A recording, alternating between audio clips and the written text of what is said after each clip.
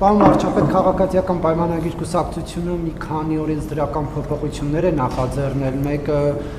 ընտրական ցենզի հետ կապված, ովքեր ըստ նախագծի 6 ամսով բացակայել են երկրից չկարողանան ընտրությանը մասնակցել, մյուսը ընտրակաշառքների հետ կապված, որ չկարողանան քաղաքական գործընթացներին մասնակցեն։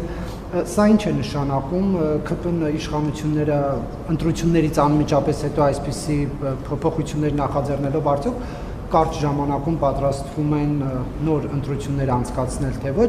եւ պարոն վարչապետ, ԵԱՏՄ-ի խնդիրների հետ կապված դուք քարոզարշավի ժամանակ ասում եք, որ դուք բացառիկ պաշտոնյաներից եք, որ ԵԱՏՄ երկու բարձրագույն մարմիններում ներկայացված եք, ընտրություններից հետո կգնաք, փաստերը կդնեք սեղանին եւ խնդիրները կքննարկեք, կլուծեք, կգաք, բայց երբ է այդ ամեն ինչը տեղի ունենալու։ Եվրասիական տնտեսական միության միջկառավարական հանձնաժողովի նիստ կա նախատեսված, այդ նիստին մասնակցություն կունենամ եւ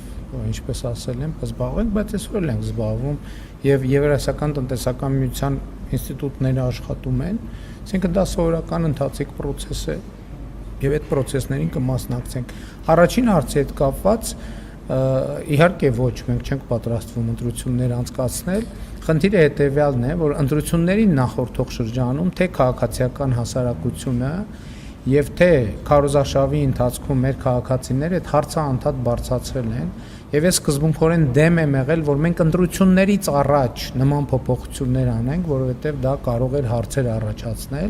բայց նաեւ խոստացել եմ, որ ընտրություններից անմիջապես հետո մենք դա կանենք, այս է պատճառը, որ պարզապես այն ինչ որ խոստացել ենք, արագ իրականացնենք, որպեսզի մարդիկ,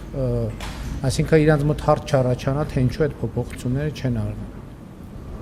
Այսինքն առաջարկ կար դեռ փետրվարին, մարտին, ապրիլին, նույնիսկ մայիսին, պահանջներ եւ այլն, բայց ես դեմ եմ եղել ընտրություններից առաջ նման փոփոխություններ անելու եւ խոստացել եմ, որ ընտրություններից անմիջապես հետո այդ փոփոխությունները կարվեն։